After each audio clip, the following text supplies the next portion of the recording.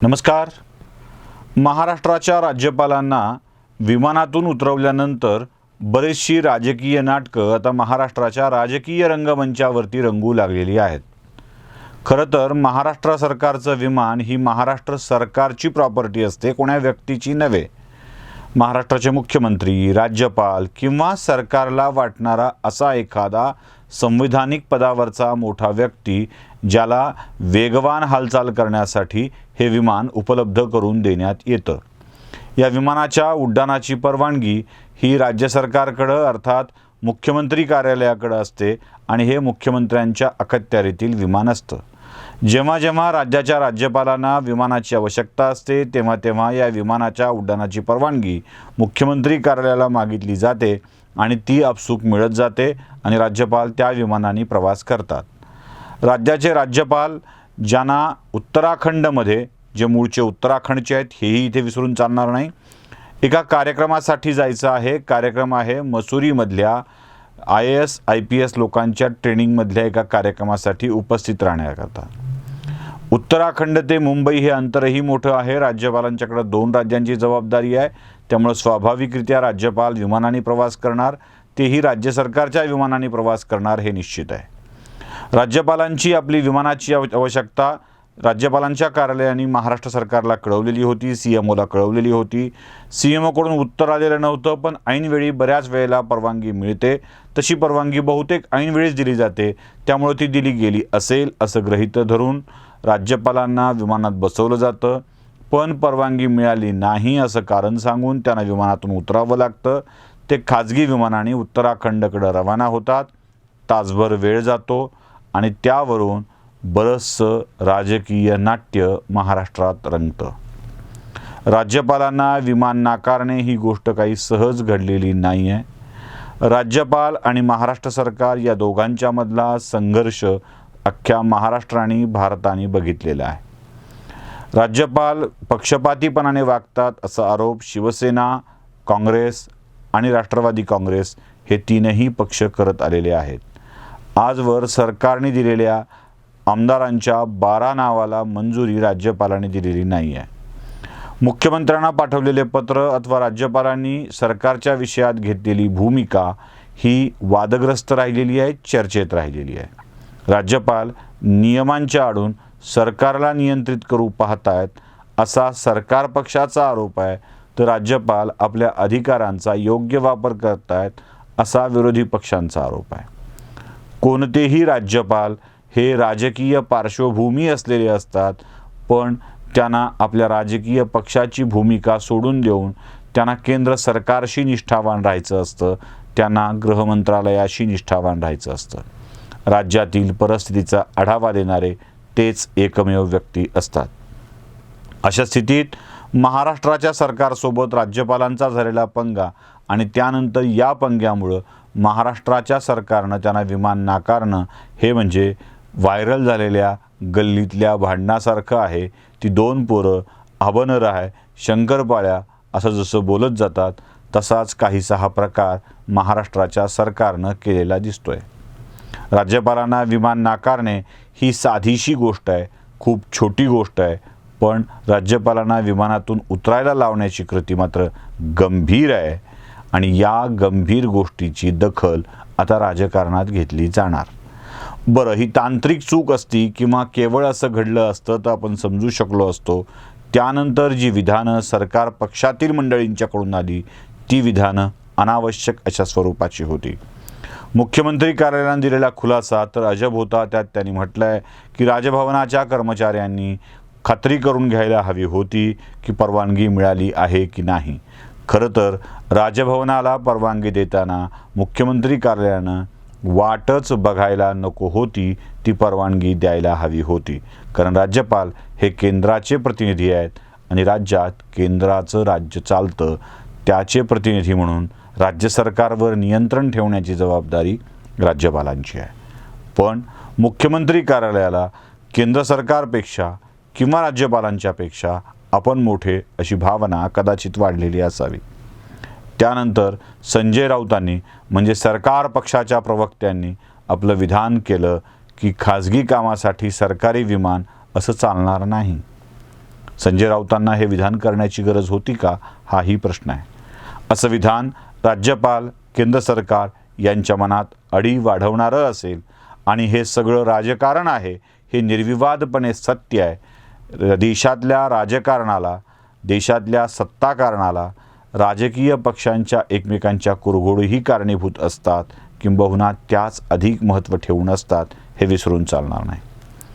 राज्यातलं सरकार चालवण्यासाठी सक्षम नाही, त्यामुळं गोंधळ निर्माण होतो आहे, अशा एका अहवालावरती हे सरकार बरखास्त करता येऊ शकतं याची उदाहरणं महाराष्ट्रात नव्हे तर संपूर्ण भारतामध्ये अनेक सापडतील. इंदिरा गांधींनी पुलोचं स्थापन झालेलं शरद पवारांचं सरकार हे केवळ चालवण्यायोग्य नाही हे कारण देत बरखास्त केलं होतं, हे विसरता येणार नाही.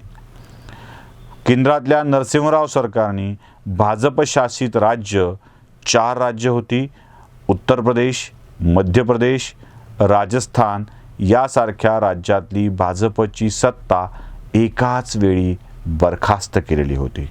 निमित्त होतं बाबरी पतनाचं.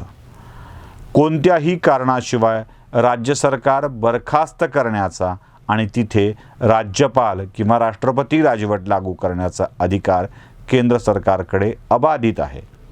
असं असतानाही राज्यपालांशी संघर्ष करणं आणि राज्यपालांना वारंवार उचकावणं याचा अर्थच असतो की राज्यपालांच्या बरखास्तीच्या शिफारशीकडे वाटचाल होणे.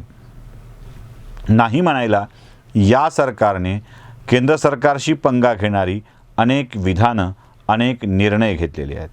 केंद्र पैसा देत नाही, केंद्र सहकार्य करत नाही, केंद्राचे कायदे राज्यात लागू करणार नाही, केंद्रांनी मान्यता दिलेल्या विषयांना आम्ही राज्यात घेणार नाही, असं म्हणणं हा केंद्राशी द्रोह समजला जातो आणि हा द्रोहच राज्याच्या सरकार बरखास्तीचं निमित्त ठरू शकतं.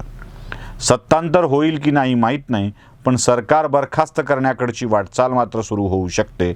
कदाचित केंद्रातलं सरकार संसदेचं अधिवेशन संपण्याची वाट बघत असावं. ज्या दिवशी अर्थसंकल्पीय अधिवेशन संपेल त्या दिवशी याचे रिबाउंड काय होत आहेत ते लक्षात येईल, त्याचे पडसाद काय उमटत आहेत ते लक्षात येईल. हे होईलच असं नाही, पण त्याचे पडसाद कसे उमटत आहेत तेही लक्षात येईल. खरं तर केंद्राच्या आणि राज्याच्या राजकारणामध्ये अनेक महत्त्वपूर्ण घडामोडी घडत आहेत. त्यात हे सरकार पडावं अशी कोणाकोणाची इच्छा आहे हे देखील बघितलं पाहिजे. महाराष्ट्रातलं सरकार पडण्यासारखी स्थिती संजय राऊत सतत बोलून आणतायत. संजय राऊतांची वेदना सरकार स्थापन होण्याच्या वेळी देखील दिसलेली होती. पावसात बाहेर माणूस उभा आहे आणि घरात काही लोक सुरक्षित आहेत असं सांगून ज्यांनी घर बांधलं त्यांनाच आसरा राहिला नाही अशा आशयाचं चित्रात्मक ट्विट संजय राऊत यांनी केलं होतं. संजय राऊतांच्या मनातली ती वेदना आता उफाळून येऊन राज्यपालांच्या अंगावर तर जात नाही ना, हेही बघितलं पाहिजे. शरद पवारांच्या मनात काय चाललंय हेही तपासलं पाहिजे. आणि सगळ्यात आश्चर्याची गोष्ट म्हणजे हे सरकार आणि सरकारी गाडा स्थिर चालू असताना अचानक नाना पटोलेंनी आपल्या संवैधानिक पदाचा राजीनामा दिला. खरं तर हे पद मुख्यमंत्री, राज्यपाल याच्यानंतर 3ऱ्या क्रमांकाचं पद होतं.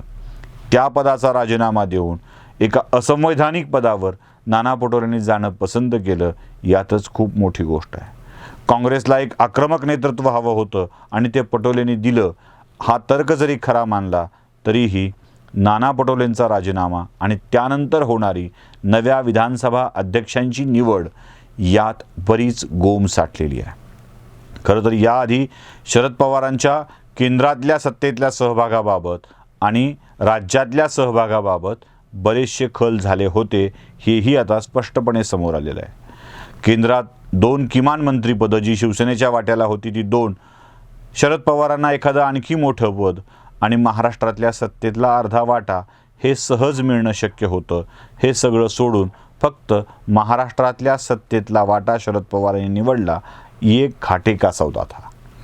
आता शरद पवारांच्यासाठी हा घाट्याचा सौदा नीट करण्याची प्रक्रिया सुरू झाली आहे का हेही तपासलं पाहिजे.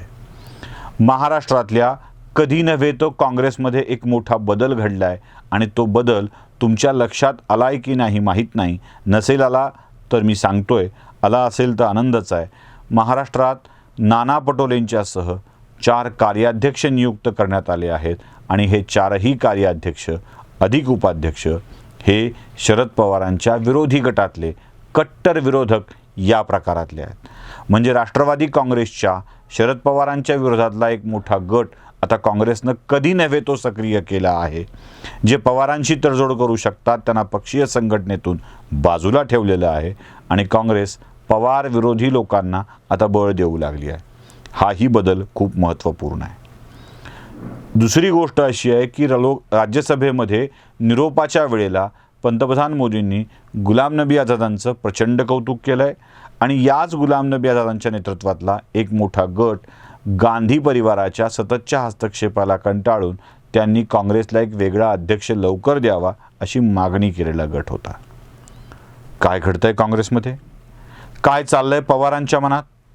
संजय राऊतांच्या मनामध्ये काय शिस्त आहे? या सगळ्या पार्श्वभूमीवर या विमान प्रकरणाचा विचार करायला हवा. एक एक घटना अशा स्वरूपाची घडवायची, त्यावरच्या प्रतिक्रिया अशा द्यायच्या की काहीतरी स्फोटक स्थिती राज्यामध्ये निर्माण होईल. म्हणूनच आता खाईनी काहीही निष्कर्षावर कुणीही येणार नाही आहे. संसदेचं हे अर्थसंकल्पीय सत्र संपल्यावरच याबाबत काही हालचाली वेगवान स्वरूपात घडतील असं अपेक्षित आहे. काय असणार आहे हे काळाच्या गर्भात दडलं आहे. तो काळच याचं उत्तर देईल. नमस्कार.